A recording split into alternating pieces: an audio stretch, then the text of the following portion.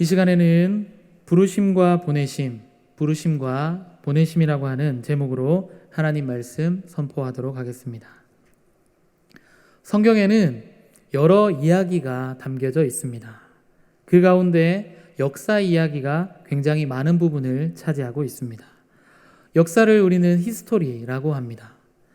그 히스토리라고 하는 그 단어를 조금 나누어서 히즈 스토리라고 그렇게 이해하는 분들도 있습니다. 히즈 스토리, 그의 이야기라는 뜻이죠. 그가 누구입니까? 바로 하나님이십니다. 하나님의 이야기가 여러 곳곳에 기록되어 있습니다.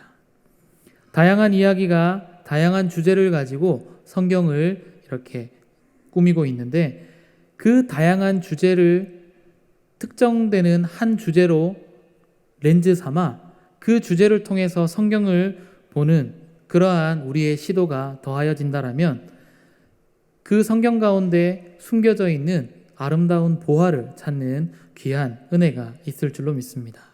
성경에 여러 주제들이 있지 않습니까? 사랑, 아니면 예배, 아니면 선교라고 하는 등등의 다양한 주제들이 있는데, 오늘은 특별히 이 여러 주제들 가운데서 선교라고 하는 이 렌즈를 통하여 하나님의 말씀을 함께 재조명해 보고자 합니다. 요나서는 바로 하나님의 선교를 가장 명확하게 보여주는 책입니다. 모든 시작과 끝을 하나님께서 친히 주관하신다라는 뜻입니다. 하나님께서 선교의 계획을 세우시고 또한 선교지와 선교 대상을 정하시고 그곳에 선교사로 보낼 사람을 선택하셔서 그곳을 구원하신다라고 하는 그 줄거리가 바로 요나서의 내용입니다.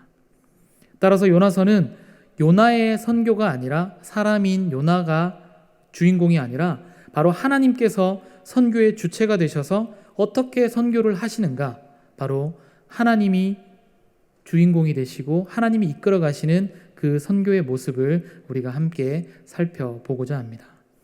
요나서에는 선교와 관련된 지금까지의 주장들과 조금 상반되는 몇 가지 점들을 발견할 수가 있습니다.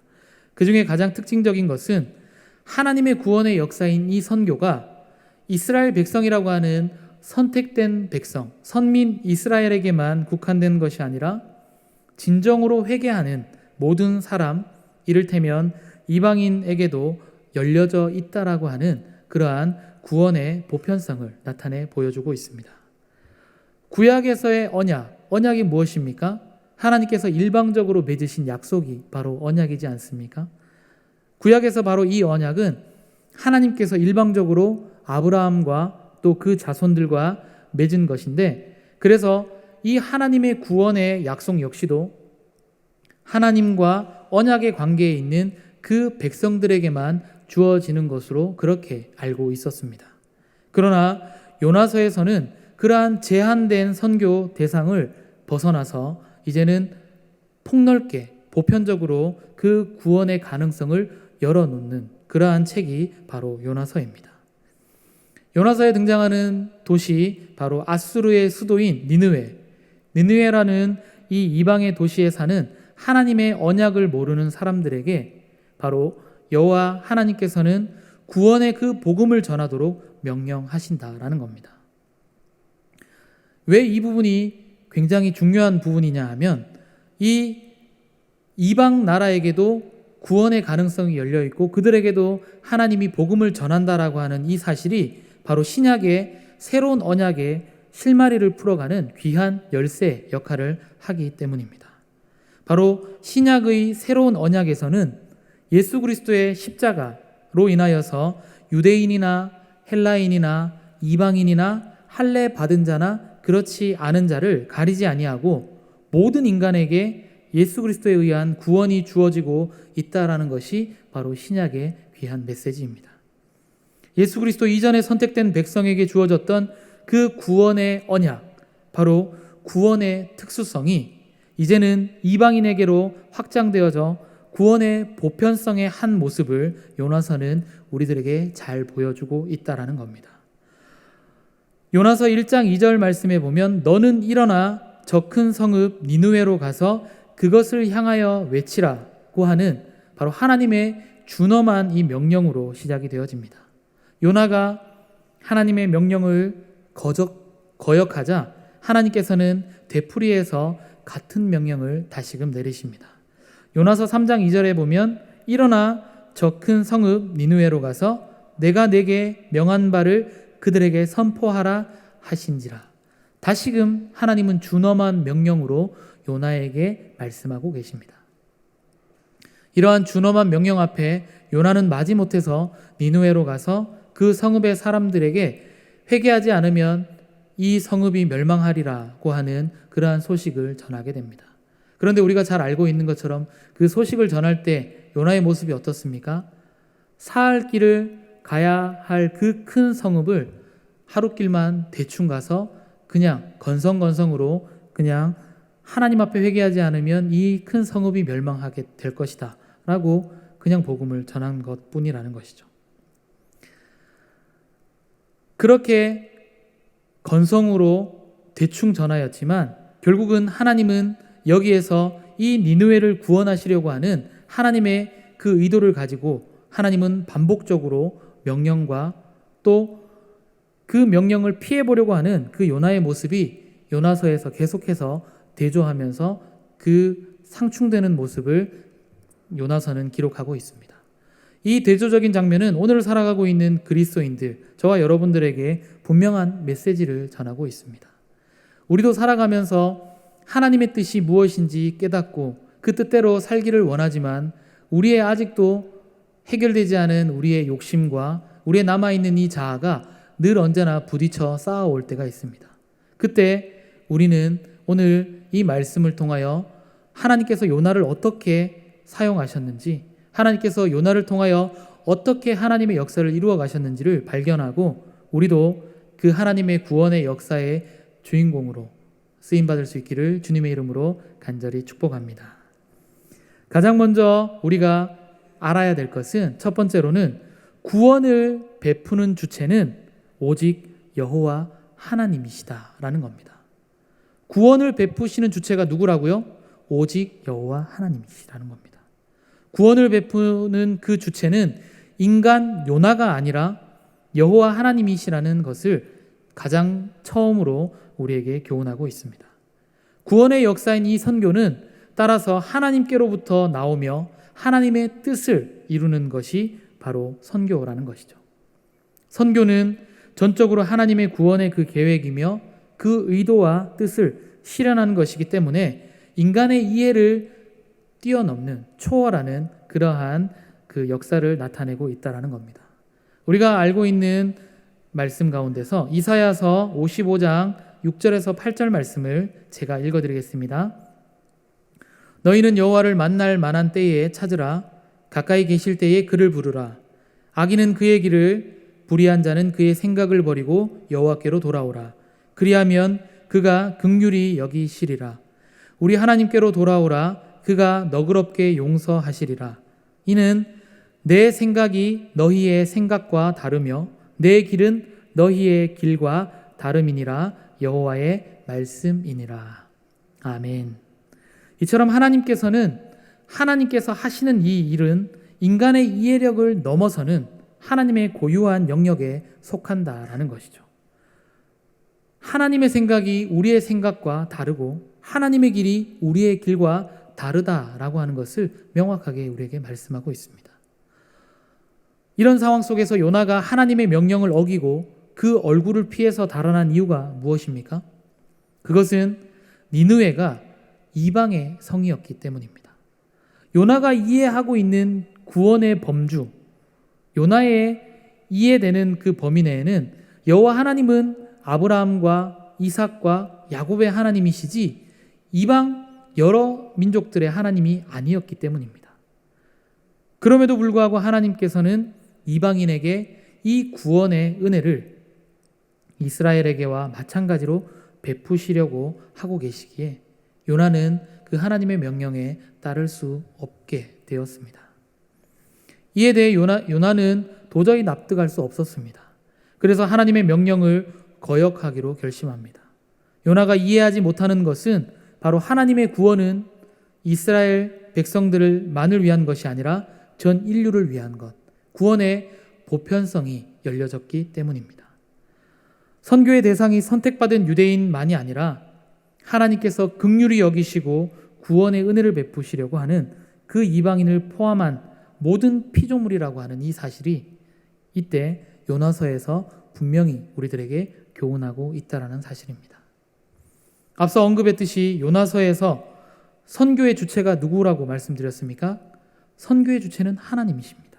선교의 주체는 하나님이시며 선교에 대한 모든 결정 역시도 오로지 하나님께서 하신다라는 것. 그 뜻은 인간의 이해를 벗어나는 것이라는 이 사실을 분명히 보여주고 있습니다. 특히 선교 대상과 선교지 그리고 선교사에 대한 결정권도 전적으로 하나님의 뜻임을 명확히 명시하고 있습니다. 요나서에 등장하는 선교 대상이 누구입니까? 이방인 바로 니느웨 백성들이죠. 선교지는 바로 이방의 타락한 대도시인 니느웨라고 하는 도시로 국한이 되어지고 그곳으로 보내는 선교사가 누구입니까? 굉장히 고지식한 유대인 그리고 자기 중심적이고 민족주의자인 바로 요나였습니다. 하나님께서 선택하신 선교 대상과 선교지, 당시로는 정치, 사회, 문화적으로 번영을 누리고 있던 큰 성읍인 니느웨와 그곳의 백성들이었다라는 겁니다. 니느웨는 우리가 알고 있듯이 아시리아의 수도였으며 문화의 중심지였지만 종교적으로는 도덕적으로는 타락하고 죄악이 가득한 폐역한 도시였습니다. 우리는 물질 문명이 발전하면 그곳에 하나님의 역사가 임하여서 하나님의 축복을 받았다라고 우리는 흔히들 생각을 하지만 오히려 성경의 역사들을 살펴보면 오히려 물질 문명이 발전하면 발전할수록 더욱더 타락하고 하나님 이외의 물질을 더욱더 숭배하는 어리석은 이방인들의 그리고 또 여러 민족들의 모습을 우리는 잘 발견합니다. 더군다나 이 니느웨라고 하는 발전된 도시, 아수르의 수도가 되는 이 니느웨의 가장 큰 걸림돌은 바로 여호와 하나님의 선택받은 백성이 사는 곳이 아니라 여호와를 알지도 못하고 또 알지도 못하기에 당연히 두려워하지도 않는 이교도들의 요새였다라는 겁니다. 이처럼 니느웨는 세속적으로 번영하고 호화로운 도시였지만 선교지로는 전혀 매력적인 곳이 아니었습니다. 그곳을 하나님이 택하셨고 요나는 그곳을 거부합니다. 당연히 부르시고 택하신 하나님과 부름을 받고 택함받은 요나의 의견이 서로 상충됨을 발견합니다. 이런 상황 속에서 서로 의견이 합일점을 찾지 못하고 있을 이때에 두 번째로 나타나는 우리의 모습은 무엇이냐면 인간은 자신의 영역 안으로 하나님을 국한시키려 든다라는 겁니다. 인간의 자신의 영역이 무엇입니까? 그저 우리가 살아온 날수만큼의 우리의 지식, 우리의 이해, 우리의 경험 정도가 아니겠습니까? 그러한 인간의 그 자신의 영역 안으로 크고 위대하시고 전능하신 하나님을 국한시키려고 한다라는 어리석은 모습을 발견합니다. 요나는 이방 도시인 니느웨를 구원하시려는 하나님의 의도와 그 뜻을 도무지 이해할 수 없었습니다. 뿐만 아니라 그는 하나님의 그러한 계획과 뜻에 반감을 가졌습니다. 그래서 그는 하나님의 명령을 거역하고 자신의 그 계획을 따르기로 작정하고 행동으로 옮깁니다. 그것은 하나님을 피해 달아나는 것이었고 또 명령에 불복종하는 것이었습니다.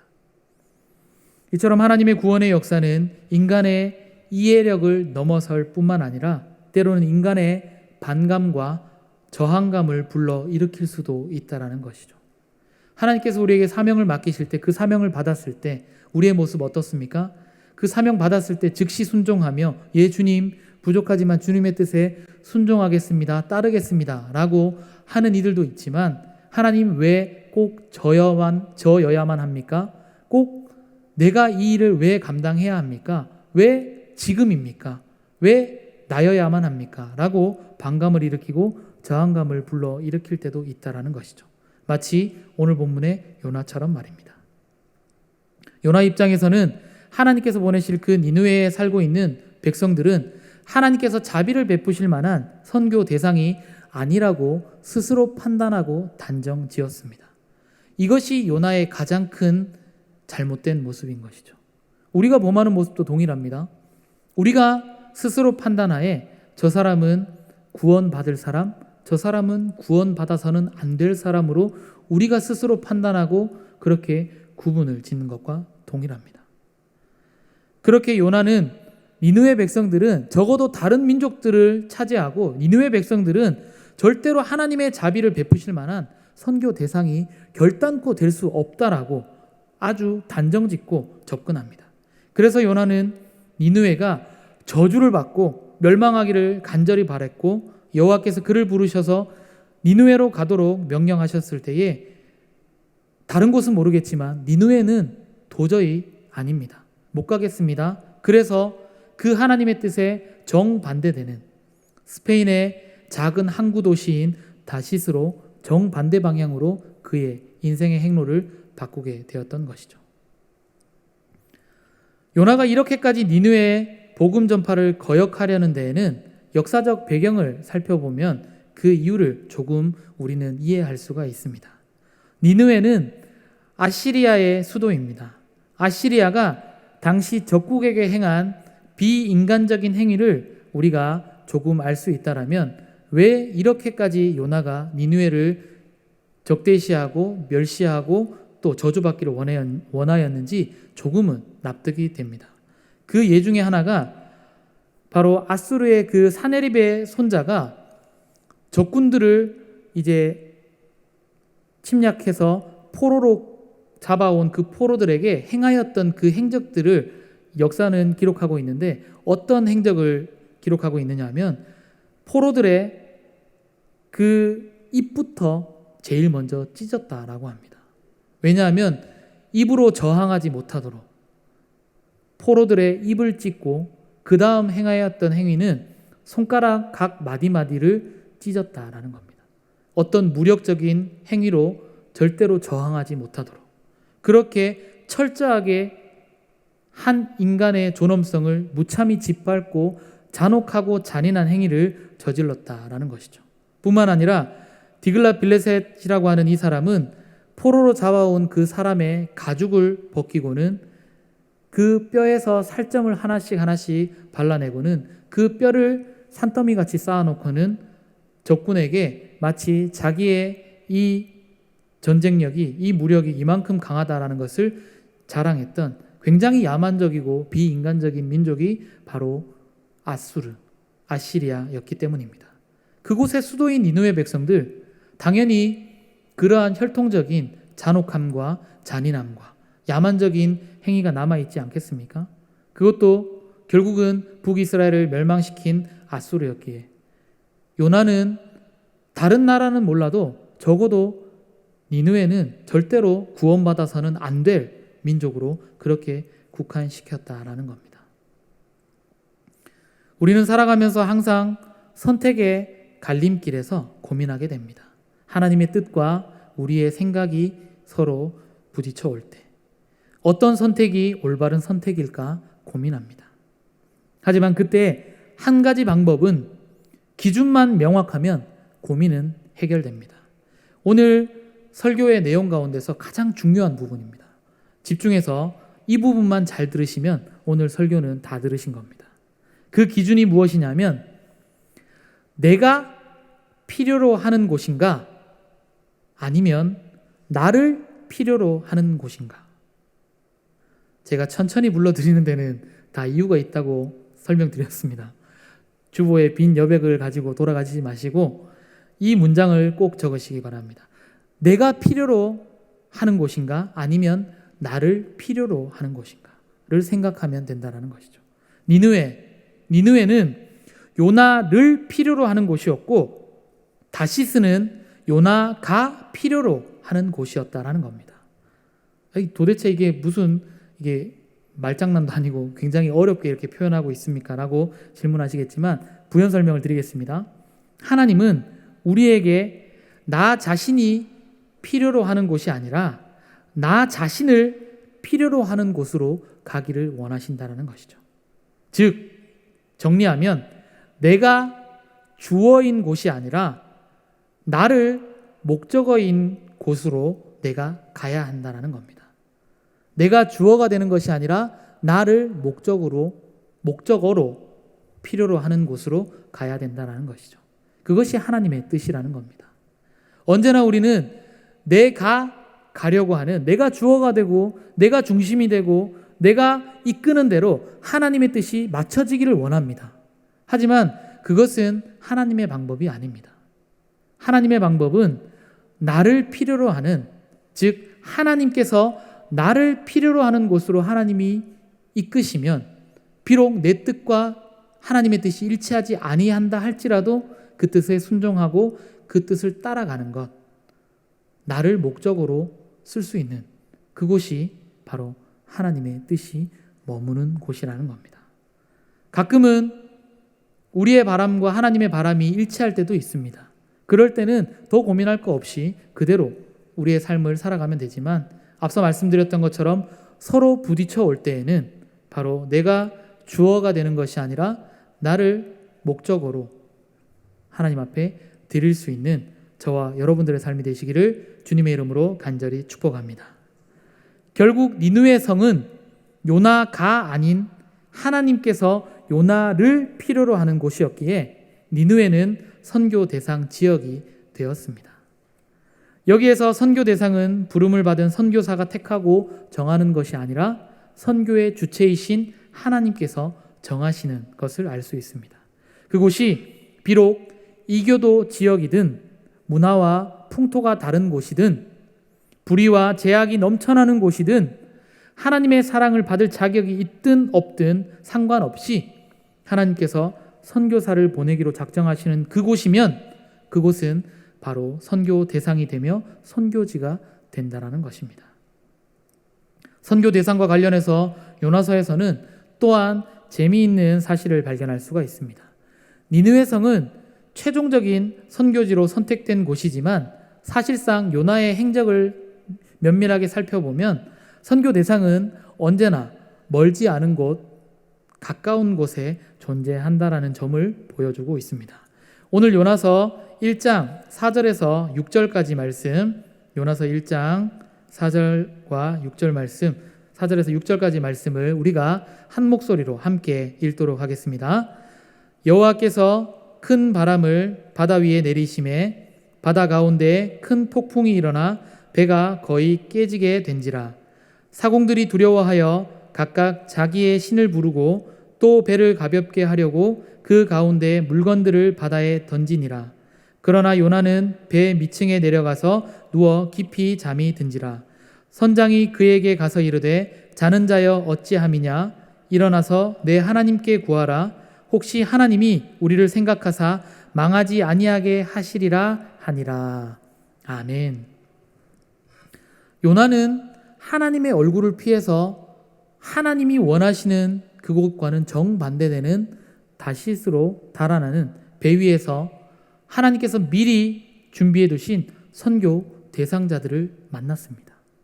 그들이 누구입니까? 온갖 다른 신들을 섬기는 이교도 선원들이었습니다. 그들은 이방인이자 이교도들로서 요나의 증거를 기다리고 있는 선교의 대상이었다라는 것이죠.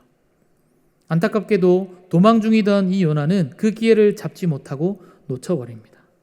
요나서의 이 장면에서는 선교사로 선택받은 사람은 설사 그가 선교지로 가지 아니하고 다른 곳으로 간다 하더라도 선교의 대상은 언제나 그를 따라다닌다라는 것을 잘 보여주고 있습니다.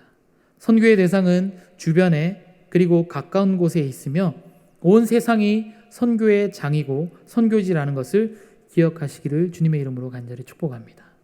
이 부분 역시 오늘 현실에 적용하기에 굉장히 중요한 부분입니다.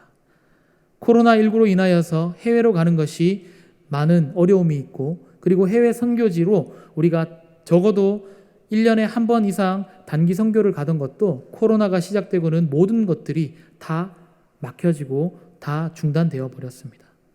그래서 이제는 코로나가 끝나기 전까지는 우리는 해외 선교는 꿈꾸지 못한다라고 선교에 대한 마음을 아예 접고 살아가는 이들도 굉장히 많이 있습니다. 하지만 오늘 본문에 기록되어 있는 것처럼 비록 우리가 찬양했던 것처럼 먼 곳에 가지 못해도 꼭 먼 곳에 타 문화권으로 가서 복음 전하는 것만이 선교가 아니라 요나가 거하는 곳곳마다 만나게 하셨던 바로 이교도 사람들, 즉 하나님을 믿지 아니하는 수많은 사람들이 바로 우리의 선교 대상이라는 거죠. 그리고 우리가 거하는 삶의 처소, 그곳이 가정이건 사회이건 직장이건 어느 곳이건 하나님을 알지 못하고 살아가는 사람들이 있는 그곳이 바로 선교지라고 하는 이 폭넓은 선교 이해가 바로 오늘 이 요나서를 통하여서 우리에게 접목되어야 할 줄로 믿습니다. 요나처럼 꼭 부름받아 선택받아 가야지만이 선교가 아니라 내가 처해진 이곳에서 하나님을 향한 삶을 살아가고 또 우리의 삶을 통하여 누군가가 복음의 메시지를 전하여 듣고 하나님을 믿을 수만 있다라면 바로 그 사람이 하나님이 그토록 사용하시고자 하시는 선교사가 아니겠습니까? 이처럼 선교의 기회가 주어졌을 때 그 사명을 받은 자들이 이런저런 핑계로 그 기회를 놓치는 경우들이 많이 있습니다. 우리는 해외로 가지 않기 때문에 선교를 하지 못합니다. 지금 많은 사람들이 교회에 대한 이미지와 또 크리스찬들을 향한 이미지가 너무 좋지 않기 때문에 지금은 때가 아닙니다 라고 많은 핑계들로 그 기회를 놓치고 있을 뿐이라는 것이죠. 가장 두려운 것은 요나서에 기록되어 있듯이 선원들은 요나를 통해서 구원의 길을 얻지 못하였더라도 다른 경로를 통하여 하나님을 알게 되지만 바로 선교의 사명을 감당하지 않은 자는 하나님의 진노하심을 면하지 못한다라는 사실입니다. 이처럼 부단히도 노력해서 인간의 그 좁은 프레임 안으로 하나님의 원대하신 그 계획을 국한시키려고 해도 결국에는 실패하고 만다라는 사실을 우리는 오늘 말씀을 통하여서 분명히 깨달을 수 있기를 주님의 이름으로 간절히 축복합니다. 마지막 세 번째는 하나님께서는 구원의 계획을 끝까지 성취하신다라는 겁니다. 하나님께서 그 구원의 계획을 시작하셨다라면 끝까지 성취하시는 분 역시도 하나님이시다라는 겁니다. 하나님께서는 니느웨 성을 구원하시기로 작정하셨고 그 일을 요나에게 맡겼습니다. 그러나 요나는 이방의 성을 구원하시려는 하나님의 뜻에 동의하지 않았기 때문에 거역합니다. 그럼에도 불구하고 하나님께서는 끝내 그 니느웨를 포기하지 아니하시고 원하지도 않는 그 요나를 억지로 그 명령을 따르게 하고 그 구원의 역사를 성취하셨다라는 겁니다. 그렇다면 여기에서 요나서에 등장하는 요나 선지자를 과연 선교사라고 할 수 있는가라고 하는 질문이 생겨집니다. 어떤 사람을 선교사라고 규정하고 있습니까? 선교사의 자격 요건이 무엇입니까? 일반적으로 선교사라고 하는 이 칭호는 다음에 세 가지 요건을 갖춘 사람에게 부여합니다. 첫째는 하나님께서 선택하시고 choosing, 하나님이 선택하시고, 둘째 calling, 부르시고, 셋째는 sending, 보내심을 받은 사람이 바로 선교사라는 겁니다. choosing, 선택하시고, calling, 부르시고, sending, 보내시는 그러한 보내심을 받은 사람, 하나님의 사자가 되어 선교를 수행하는 사람입니다. 요나 선지자는 이 요건을 얼마나 충족시키고 있습니까?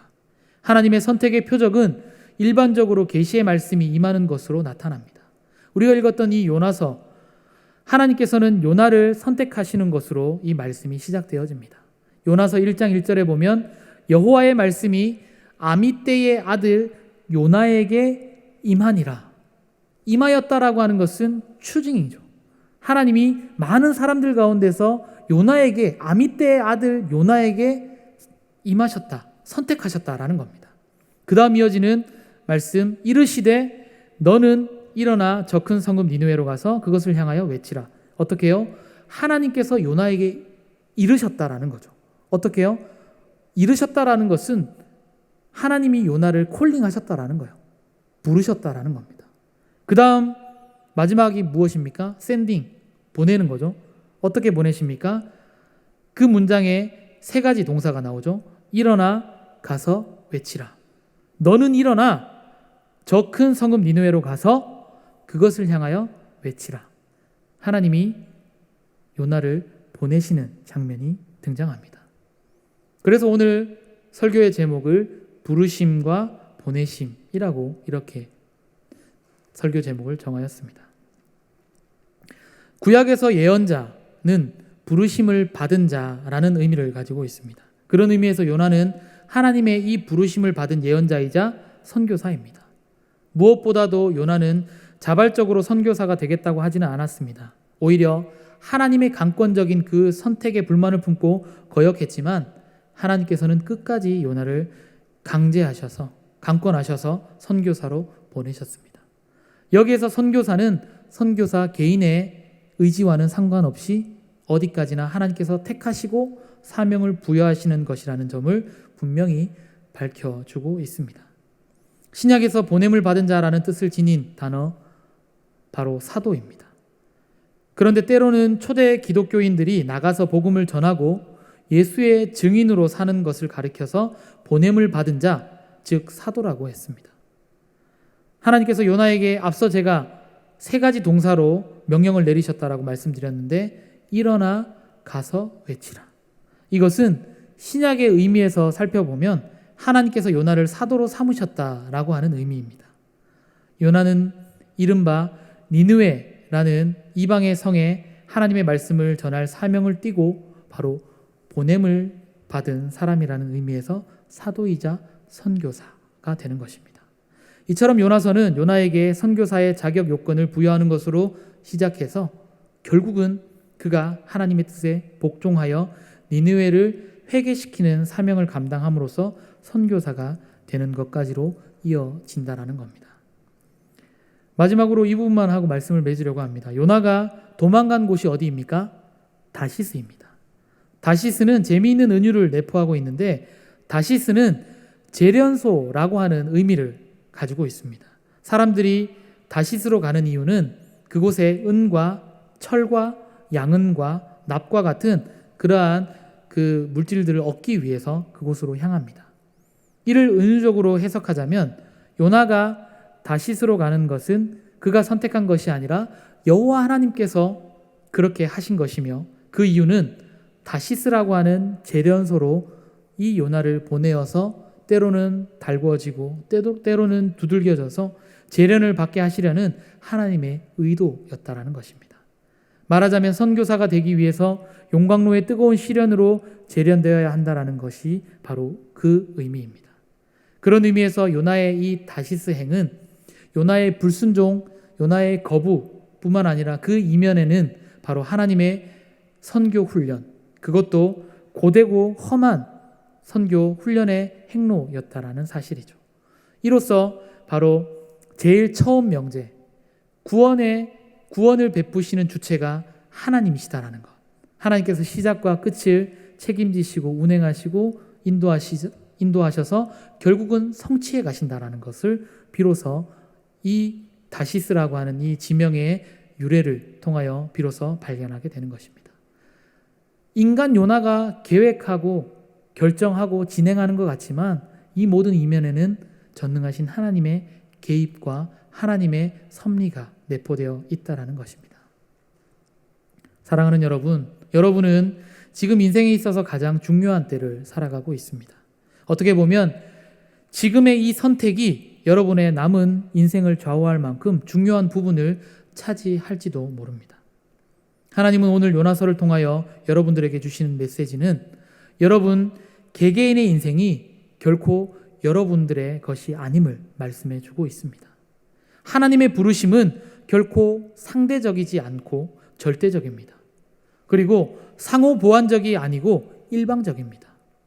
하지만 그 부르심에는 결코 실수가 없습니다. 왜냐하면 하나님은 전능하신 분이시기 때문입니다. 하나님께서 여러분을 부르셔서 하나님의 소유 삼으셨기에 하나님께서 여러분의 인생을 분명히 책임지십니다. 믿으십니까? 그러므로 요나와 같이 우리들의 삶에 다시스로 도망가는 인생이 아니라 하나님이 선택하셨다라면 기왕이면 니느웨로 비록 내 마음이 동요되지 아니한다 할지라도 니느웨로 곧장 가시기를 축복합니다. 혹여 내가 그 하나님의 얼굴을 피하여 다시스로 갔다 하더라도 결코 실망하거나 좌절하지 마시기 바랍니다. 하나님은 다시스라고 하는 그곳에서도 여러분들을 다시 재련하셔서 연단하셔서 바로 하나님의 도구로 새롭게 만들어 가실 것입니다. 결국 여러분들이 거하는 모든 처소마다 그곳이 여러분에게 맡겨진 니느웨 성입니다. 굉장히 물질 문명이 발달되어 있지만 그 안에는 여전히 하나님을 원하지 않는 완악하고 강팍한 사람들이 너무나 많이 있습니다. 그곳에서 담대히 복음을 선포할 수 있기를 주님의 이름으로 간절히 축복합니다. 더불어 그곳에서도 하나님을 예배하며 하나님의 영광을 드러내는 삶을 사시기를 주님의 이름으로 간절히 축복합니다. 코로나19라고 하는 그 거대한 벽 뒤에 숨어서 이렇게 살아도 아무 일 일어나지 않는 그 하루하루를 그냥 안도하며 안위하며 그렇게 만족하며 그런 비겁한 그리스도인으로 살아가는 것이 아니라 비록 우리가 처해진 현실이 니느웨와 같이 처절한 죽음이고 야만적이고 비인간적이고 그런 강팍한 곳이다 할지라도 그곳에서도 하나님을 예배할 수 있는 예배자로 그곳에서도 하나님의 복음을 담대히 선포할 수 있는 오늘날의 요나로서 삶을 살아가시기를 주님의 이름으로 간절히 축복합니다. 결국 세상은 하나님의 살아계심을 결국은 인정할 것이고 하나님께 경배하게 될 것입니다. 오늘 본문의 선원들처럼 말입니다. 우리는 모두 하나님의 선교를 위하여 부르심을 받은 이들입니다. 이제 하나님께서 우리 각자의 삶을 어디로 보내실지는 오직 하나님만 아십니다. 매 순간 내가 필요로 하는 그 다시스가 아니라 나를 필요로 하는 니느웨로 한 걸음 한 걸음 걸어가시는 사랑하는 우리 울산제일교회 모든 성도님들이 되시기를 주님의 이름으로 간절히 축복합니다. 기도드리겠습니다.